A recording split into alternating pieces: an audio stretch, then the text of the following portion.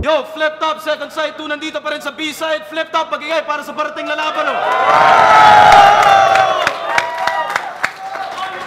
Shoutouts palagi, Webcaps. At syempre, malaking salamat sa lahat ng pumunta ngayon. Ngayong gabi at sumusuporta live. Yun ang nagpapaandar sa liga. Ito, grabe yung laban. Parehong veterano. Sa kanan ko, pasado sa tryouts. Representing Parañaque Finest. Parañaque Rebels at Proker. Magingay para kay Lil Jon. Naisip ko na, gagaling din ako. At balang araw ay titingalain niyo ako. Darating ang panahon na kanta ko ay nasa PC. At makikita niyo rin ako sa team. Mukha na shoutout nga pala syempre sa Parañaque Rebels, TBS 13, Norus Clothing, sa Cugino Joel Season, sa Rap and Roll, kay Amo, kay Madam Chini, syempre Mamuntin Lupa dyan, sa All Star Pro, sa MME, sa Care Pro Parañaque Rebels, syempre sa Flip Top, salamat po. Pasado yan, Process of Illumination 4. Sa kaliwa naman, representing DC Clan, magingay para kay Silencer. Makinig ka sa akin, ubos na yung battery. Pagkat ngayon pare, malalagdag ka din eh. Ubong tama ito, pare ko. At talaga naman malinaw ang aking flow.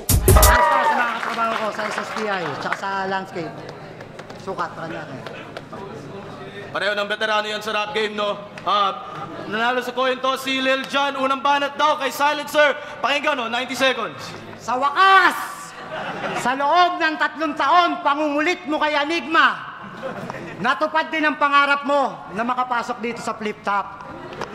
At sa wakas, sa loob ng 3 taon, pagiging mukhang tanga at pagmamakaawa sa kanya, malugod ka niya ritong tinanggap. Na kahit na alam mo at alam namin lahat na ikaw ang numero 1 kritikong bumabati ko sa liga na to, taos-puso kanyang pinapasok dito para ipamukha sa'yo na wala kang dignidad at wala kang respeto sa sarili nyo at sarili mo.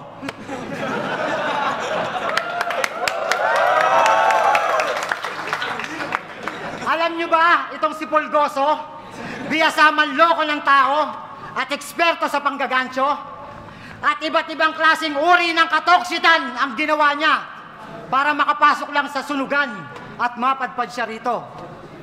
Una, naghanap siya ng tropa na kaya niyang linlangin at kayang-kaya niyang paikutin.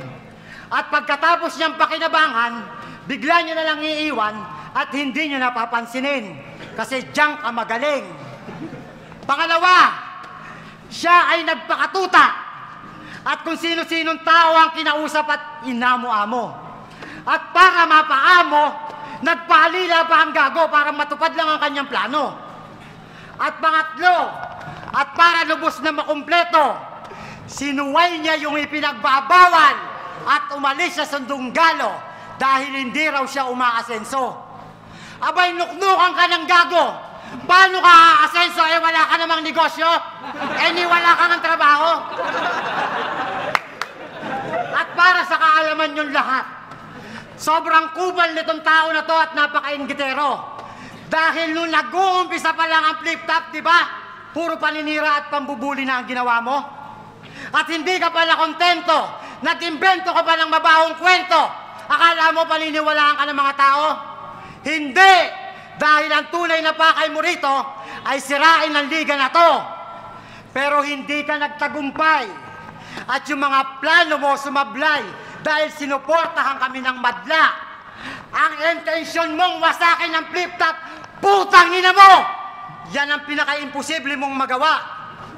Dahil habang tumatagal at lumilipas ang mga taon, patuloy na lumalakas ang tinatag na liga ni Enigma. Samantalang ikaw, dekada na ang lumipas at malapit ka nang kumupas, hindi ka pa rin nakikilala. Pero mapalad ka pa rin dahil kahit asal hayop ka, naging tao ka pa rin.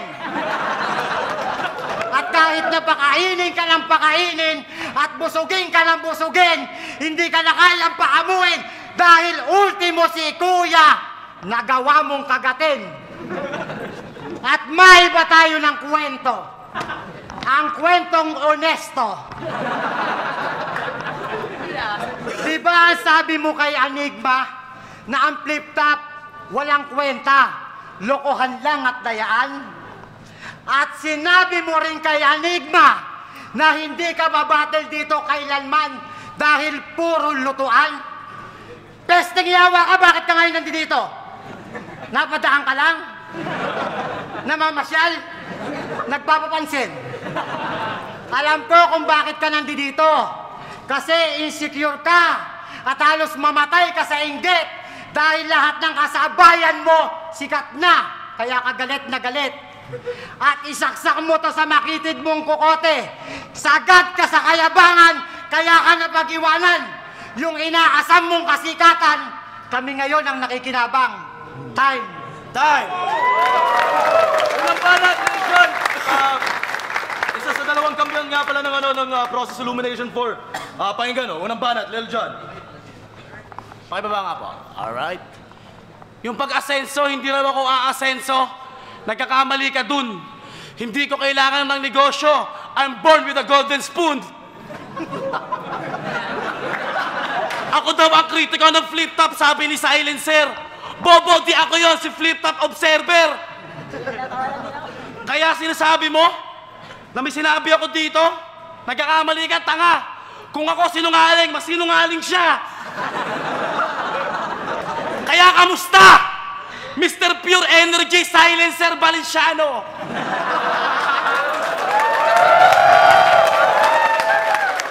May bago ba tayong dance step dyan at paano? Enigma, first battle ko ba to o warm up lang? Gusto ko yung basagan agad at hindi tune up lang. Nung nalaman ko ng eto makakalabang ko, sabi ko basic lang to. Sabi ko tatapusin ko to agad na parang Tetris lang to. Pero masaya ako, Enigma. Unang ka-battle ko, bobo agad. Para mapakita ko naman sa mga tao na batch 1 pa lang, matagal mo na akong hinahangad. Pero may isang napakasaklap na pagkakataon. Dahil si Silencer, lahat ng sinasaliang freestyle battle noon, ako lagi ang nagkakampyon. At ngayon, hinamon mo ako? Bakit? Nagbabaka sakali ka? Pero nagkakamali ka ako sa tingin mo makakabawi ka. Sa sobrang puron ng utak mo, kahit kamatis di niyan mapuputol. Tatalino ka lang kapag ang mga pato natuto ng umungol. Silencer, matanda ka na. Alam mo na ang mali at tama. Alam mo na ang pinagkaiba ng bata sa mama. At real joke, kung usapan ang love life, huwag kang maniniwala sa tadhana. Pangit ka kasi, putang ina mo, tatanda ka ng binata. At yung tunggalong sinasabi mo, tanga, di ako umalis. Naiinggit ka lang sa akin noon dahil hindi ka naging tunggalo. Kaya kay Lil Jan, ikay naiinis. Yaim! Time, follow banat, Silencer, pakinggan. Tangina, nasayang lang yung oras at panahon ko. Bobo ako, may gamot. Eh yung tanga, may gamot. Huwag kang sinungaling. Totoo yung sinabi ko. At totoo yung na sinabi mo yung kay Enigma. Huwag tayong mag-deny. Hayop ka, Pulgoso. Wala kang palabra de honor at napaka-ipokrito mo. Ubod ka ng sinungaling, hindi mo kayang panindigan lahat ng pinagsasasabi mo. Dahil nilamong ka na ng sistema, naging arugante ka't timawa. Ang paglisan mo sa donggalo, yan ang pinakamatindi mong karma. Kaya mag-ingat kang mabuti at ihanda mo ang iyong sarili. At baka bukas makalawa, hindi ka nadapuan pa ng swerte at sa bunganga ka na tumae. At buti pa si Judas, humingi ng tawad at pinagsisihan ang ginawa niyang kasalanan. Pero ikaw, Imbis na magsisi, yung kasalanan, tinawanan, at nagawa mo pang ipagdiwang, sobrang kapal ng apog mo at sobrang kunat ng mukha mo. Hindi ka marunang tumanaw ng utang na loob. Pagkatapos kang alagaan at turuan ni Kuya, bigla ka nalang lilisan pagkatapos mo mabusog. Sa bagay, ganyan talaga yung bulate, trahidor, hindi mo pwedeng pagkatiwalaan. At tutuklawin ka niya anumang oras, kahit gawan mo man ng kabutihan. Bakit, Pulgoso? Ano ba yung pinaglalaban mo? Bakit ka nagaklas? Dahil hindi ka nabibigyan ng break ni Kuya, kaya ka nagwelga? Paano ka bibigyan ng pagkakataon ni Kuya ayaw mong sumunod sa pila? Gusto mo, sumingit ka para ikaw kagad ang mauna. Ano ka? Spoiled? Yung mga kapatid mo nagtitiis at nagtsatsaga pumila. Dahil yun ang patakaran ni Kuya. Tapos ikaw nagmamalaki, dapat daw yung tulad niyang magaling, ba exempted sa pila? Ano ka? VIP? Bakit? Magaling ka? Hindi nga. Magaling ka? Baka ikaw lang ang nagsasabi na magaling ka. Dahil kung talagang magaling ka, kaya mong pasikatin yung sarili mo mag-isa at hindi mo na kailangan ng tulong ng iba. Ganun kasimple. Kuha mo. Kasi ganun kakatanga. At may sasabihin ako sa'yo. Alam mo pa ba kung ano yung golden rule ni Kuya? O nakalimutan mo na? Gusto mo ipaalala ko sa'yo? Kasi nagiging ulyanin at desperado ka na. Di ba ang golden rule ni Kuya? Don't ever rush!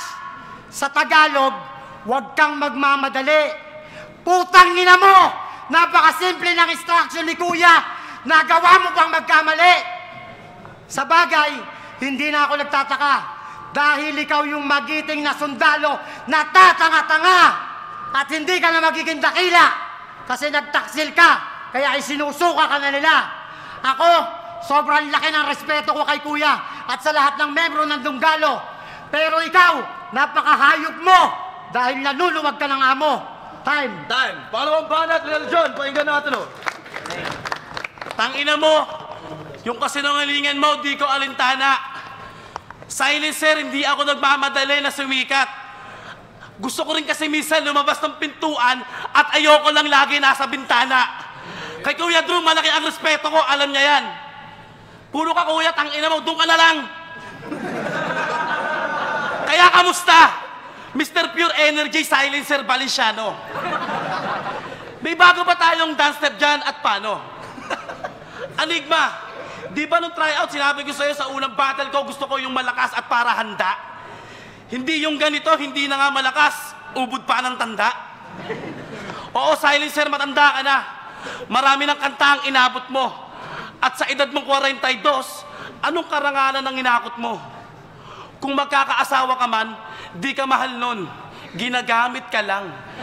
Nagkataon lang na nakapasok ka sa flip-top, kaya inakit ka lang. Hindi ko sinasabi to para pahinain ang loob mo. Huwag kang maniniwala agad sa mga kutob mo. At nung sumabak ako sa tryout, unang nakalabang ko, bataan ni Tyke na si Husky. Nung finals, ang kapatid kong si M-Site na bataan ni Flick G.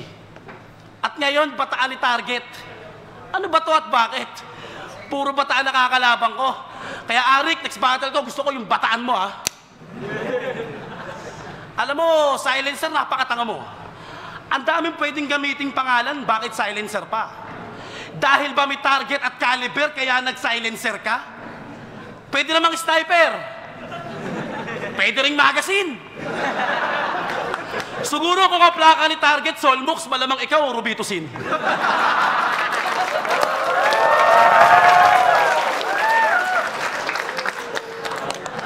Kaya Silencer, hinay-hinay sa pananalita. Dahil ang agaya kong tigre, kaya kumain ng daga. At yung mga bara mo, masyadong luma parang Pentium 3. Sa madalit salita, mas malambot ka pa kay Enchong D. At real joke! Yung titi ng kalaban ko parang luya. Madaming sangang nakausli. At since birth, Wala pa dyan labing dumadampi. Yaim! Yay! Paano ba na? Silencer, pakinggan o. Joke! Joke! Yak, Kadiri! Marami na naghari dyan. Tanga lang ako. Ikaw pala, di ba? Kasi bobo lang ako. Alam mo, Pulgoso, ikaw yung klase ng hayop na hindi marunong tumanggap ng pagkatalo. At huwag kang magpanggap na henyo. Dahil kayabangan lang ang mayroon ka. At wala kang natatanogong bobo at talino. Naaalala mo yung sa Sub-Zero? Di ba kumpiyansang-kumpiyansa ka? Taas noo at galak na galak. Pero nung tinalo ka sa finals, di ba putak ka ng putak tapos bigla kang umiyak? Masyado ka kasing kampante sa sarili mo at minaliit mo yung kalaban mo. Yan tuloy ang napala mo, sampal yan sa pagkatao mo at ginabahan ka ng todo.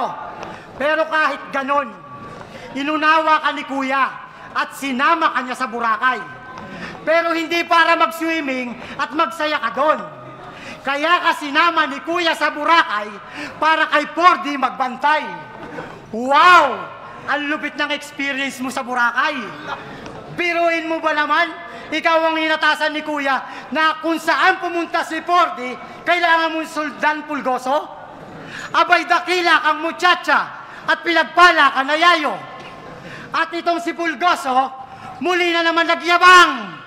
Sa Paranaque, siya daw ang pinakamatibay at pinakamahusay. Unggoy! Sinong niloko mo? Ako? Huwag ako, Pulgoso! Huwag ako! Iba na lang! Okay, sige. Ikaw na. Ikaw na. Ikaw na ang pinakamahusay at pinakamatibay. Magbantay kay Pordy doon sa Boracay. At hindi mo yan makakalimutan habang ikaw ay nabubuhay. Shit! Ang saya, di ba? At grabe ito manindikato. Magpapa-event ng rap contest, tapos tropa niya yung mananalo. At hati-hati sila sa premyo. Ganyan niyang kagago. Kaya nga kahit sa sarili mong lugar, hindi ka nire-respeto dahil wala kang kwentang tao. Tulad nung ginawa mo, nung nagpa-event ka sa San Dionisio. Pumunta kami ni Parent Target at ni Utol Saito. Tapos, nagyaya siya mag-freestyle para tirahin kami at ipahiya sa entablado. Pero ano ang napala mo nung pinatulang ka ni Utol Saito? Di ba nagmukha kang gago sa harap ng tropa mo at pinagtawanan ka ng maraming tao? At kapag to nagpi-freestyle, lagi niyang binabanggit na kamukha daw niya si Oyo Boy. Let's ka! Kahit saan anggulo ko tingnan, hindi kayo magkamukha ni Oyo Boy. Kayo, naniniwala kayo na magkamukha siya ni Oyo Boy? Putangin na, tingnan nyo yung itsura, mukhang autistic na abnoy. At huwag mong ikumpara yung itsura mo kay Oyo Boy dahil hindi kayo magkamukha. Sa laki ng tenga at tiyan mo, mas kamukha mo si Doding Daga. At huwag kang gagawa ng isang bagay na alam mong babalik sa'yo. Alam mo kung bakit? Dahil wala ka pang napapatunayan sa sarili mo. Time! Time ulit pa na, Lil John. Sa 3 round na binitawan mo, silencer, mukha ka pa rin palang tanga. Hindi na ako si Oyo Boy, ako na si Aljur Abrenica. Yung sinasabi mo San Dionisio, na dinurog ako nito, tangina mo, kahit ngayon magsama kayo nito, lalamunin ko lang kayo. Kaya kamusta, Mr. Pure Energy, Silencer Valenciano? May bago pa tayong dance step dyan at paano? Tangina, bonus round lang to, matik na. Hindi akong pwede magpatalo lalo't sa adik pa. Sa sobrang, kahit ikaw na lang ang lalaki sa mundo, di sa'yo interesado ang mga chicks. Sa sobrang ignorante nito, kala niya katabi ng Singapore, yung Singa 5 tapos Singa 6. Pero in fairness, kahit ganyan kabobo yan, may motto yan si Silencer.